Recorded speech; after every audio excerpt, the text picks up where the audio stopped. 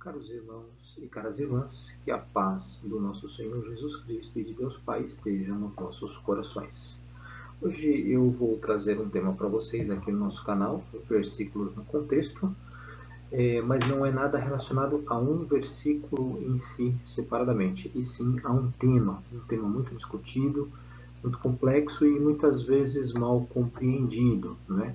Como a gente sempre faz, a nossa ideia aqui é trazer o significado dos versículos bíblicos dentro do contexto, porque eu não posso nunca separar um versículo do contexto, senão eu não consigo interpretar ou posso interpretar de forma errônea, não é? Como eu sempre digo, um texto fora do contexto pode virar pretexto, não é?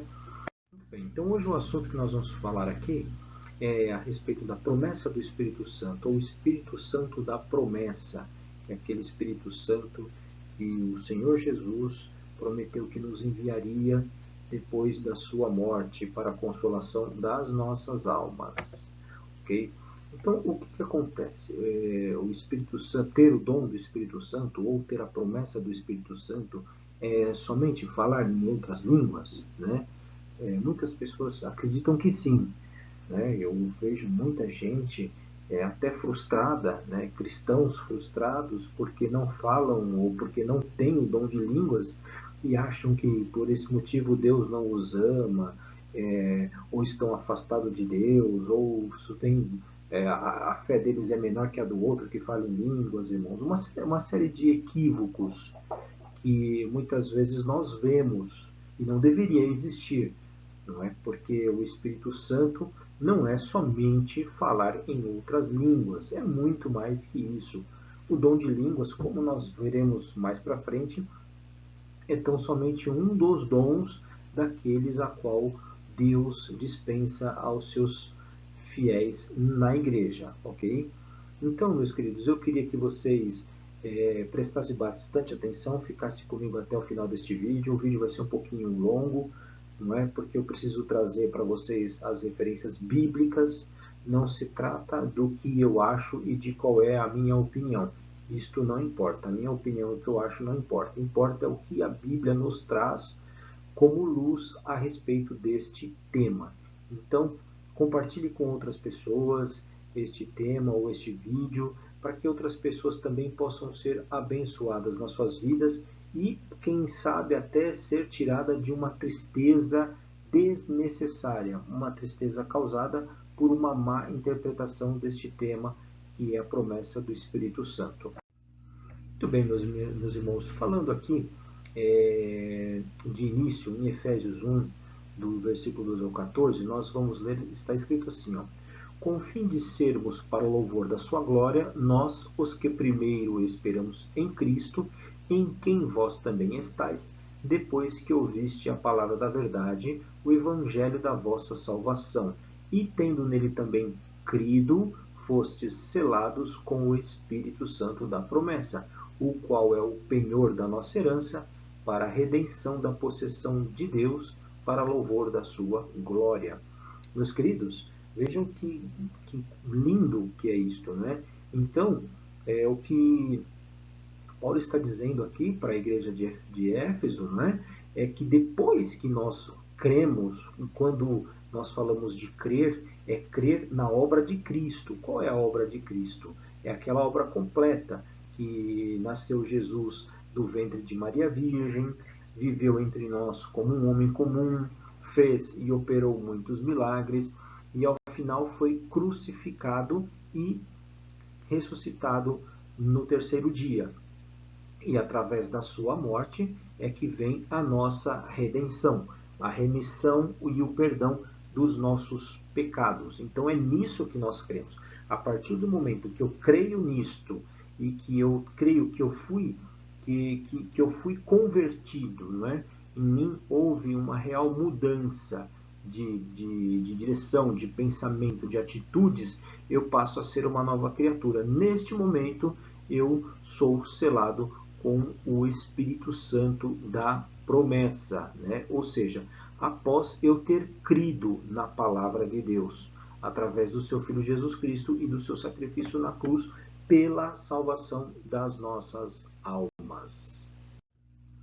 Aqui também em 2 Coríntios 1, versículos 21 e 22, Paulo diz o seguinte: mas nos confirma convosco em Cristo, e o que nos ungiu é Deus, o qual também nos selou e deu o penhor do Espírito Santo em nossos corações.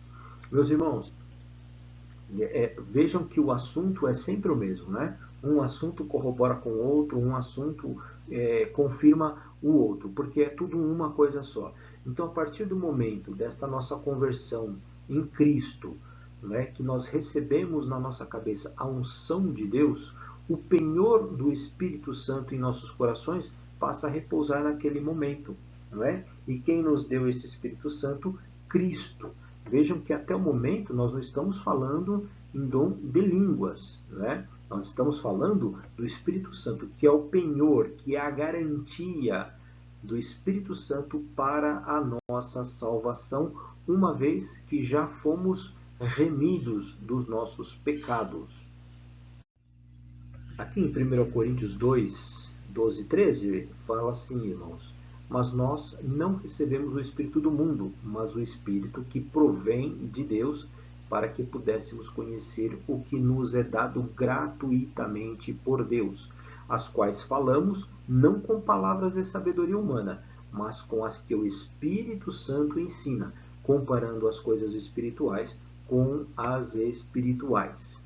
Meus queridos, vejam que coisa maravilhosa, né?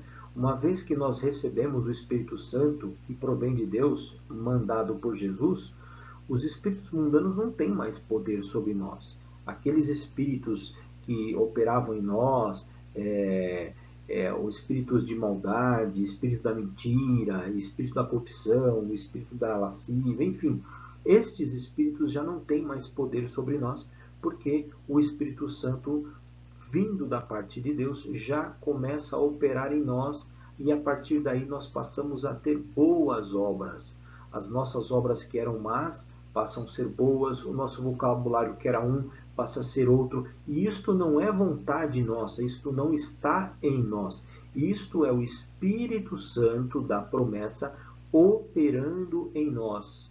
Então, meus queridos, vejam bem, que coisa interessante.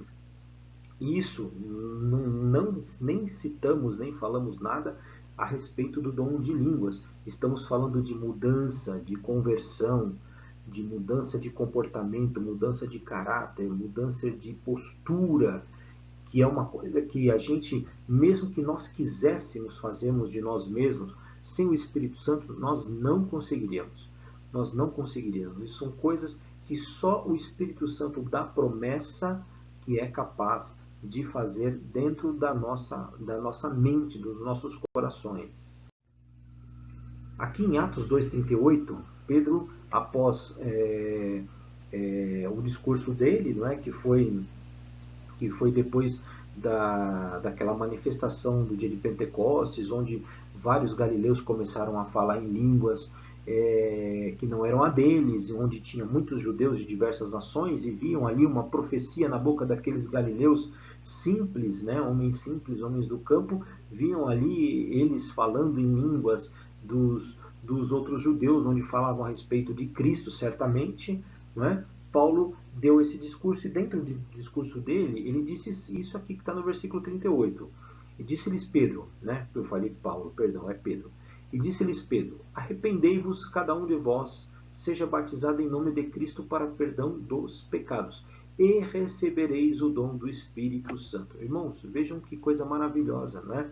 Porque nessa passagem aqui, após ele fazer todo aquele discurso, né, ele anuncia o batismo em nome de Jesus Cristo para perdão dos pecados, e neste momento ali receberiam o dom do Espírito Santo.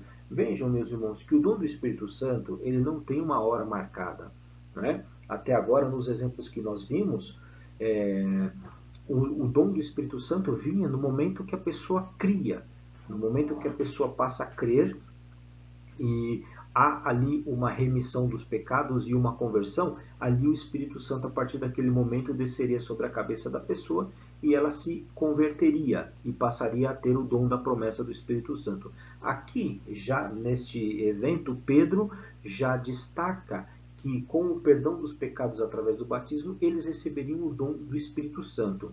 Meus irmãos, vejam bem, uns podem receber o dom do Espírito Santo no ato do batismo, outros podem receber o dom do Espírito Santo depois do batismo, outros antes do batismo, não é? Eu tenho certeza que aqui muitos conhecem ou conheceram pessoas que foram batizadas, mas não houve ali uma real conversão no momento do batismo. Né? A pessoa se batizou ali por um impulso ou por alguma coisa e muitas vezes vive algum tempo sem conversão. Mas a partir do momento que aquela pessoa se converte, que Cristo passa a entrar na mente e no coração daquela pessoa, o Espírito Santo repousa sobre ela, a conversão é genuína, é real e é uma certeza de que aquela pessoa realmente tem uma conversão. E ali a gente pode reparar que há toda uma mudança de comportamento, mudança, lugares que a pessoa frequentava, ela passa a não frequentar mais. Não é? Esta é a conversão genuína, é o dom do Espírito Santo se manifestando de verdade na pessoa. Aqui, meus queridos, eu queria apontar para vocês aqui em 1 Coríntios 12, do verso 4 ao 11, eu vou ler para vocês, né? Aqui, a partir do 4, diz o seguinte: Ora, há diversidade de dons, mas o Espírito é o mesmo. E há diversidade de ministérios, mas o Senhor é o mesmo. E há diversidade de operações, mas é o mesmo Deus que opera em tudo em todos. Mas a manifestação do Espírito é dada a cada um para o que for útil, porque a um, pelo Espírito, é dada a palavra da sabedoria, e a outro, pelo mesmo Espírito, a palavra da ciência, e a outro, pelo mesmo Espírito, a fé, e a outro, pelo mesmo Espírito, os dons de curar, e a outro, a operação de maravilhas, e a outro, a profecia, e a outro, o dom de discernir dos espíritos, e a outro, a variedade de línguas, e a outra, a interpretação das línguas. Mas um só e o mesmo Espírito opera em todas essas coisas, repartindo particularmente a cada um como quer. Então vejam, irmãos, Deus é aquele que dispensa a cada um o dom que lhe é proveniente, aquilo que ele acha que é bom para cada um de nós. Vejam que o dom de línguas aqui está em pé de igualdade com todos esses dons. Não é? Sobre esses dons, há apenas um só dom, que é o dom da caridade, mas é um assunto para um outro vídeo, tá bom? Observem aqui uma curiosidade no versículo 4, 5 e 6, que quando no versículo 4 fala que há diversidade de dons, mas o Espírito é o mesmo, está falando de que Espírito? O Espírito Santo. E no 5, diversidade de ministério, mas o Senhor é o mesmo? Que Senhor é este? O Senhor Jesus. E no 6, diversidade de operações, mas é o mesmo Deus que opera em tudo. O nosso Deus, o Deus Pai. Vejam que nesses 3 versos nós temos aqui bem característico a Trindade, não é? Que é o Pai, o Filho e o Espírito Santo. Não é?